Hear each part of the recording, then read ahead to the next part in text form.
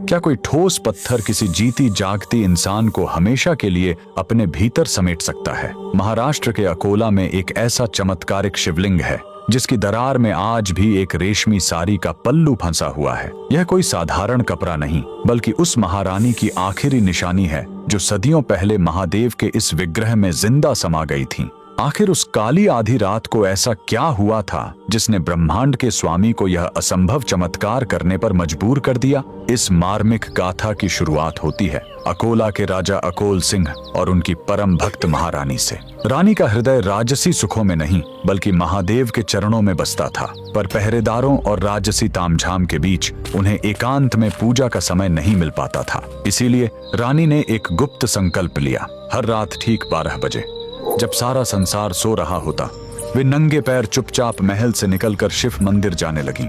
लेकिन नियति को कुछ और ही मंजूर था। महल के गलियारों में विशैला संदेह पनपने लगा। दरबारियों ने राजा के कान भर दिए। महाराज, आखिर महारानी हर आधी रात को छुपकर किससे मिलने जाती हैं? शक का वह बीज राजा के मन में एक भयानक राक्षस बनकर जाग उठा। एक रात हाथों में नंगी तलवार लिए राजा अपनी ही पत्नी के पीछे मौत बनकर निकल पड़े। रानी जैसे ही मंदिर के गर्भगृह में पहुंची और शिव के ध्यान में लीन हुई, तभी पीछे से राजा की पदचाप सुनाई दी। अपनी ही पत्नी पर तलवार ताने खड़े पति को देख रानी का कलेजा फट गया। एक पतिव्रता स्त्री के लिए उसके चरित्र पर किया गया शक मृत्यु से भी बड़ी सजा थी। आंसुओं से भरी आंखों के साथ रानी ने शिवलिंग की ओर देखा और कातर स्वर में पुकारा, हे नीलकंठ, हे त्रिलोकीनाथ, अगर मेरी भक्ति पवित्र है और मेरा सतीत्व निष्कलंक, तो मुझे अभी इसी वक्त अपने चरणों में शरण दे दो। इस कलंक भरी दुनिया में मैं अब एक पल भी जीवित नहीं रहना चाहती। उसी क्षण पूरे मंदिर में एक अंधा कर देने वाली दिव्य रोशनी फैल गई।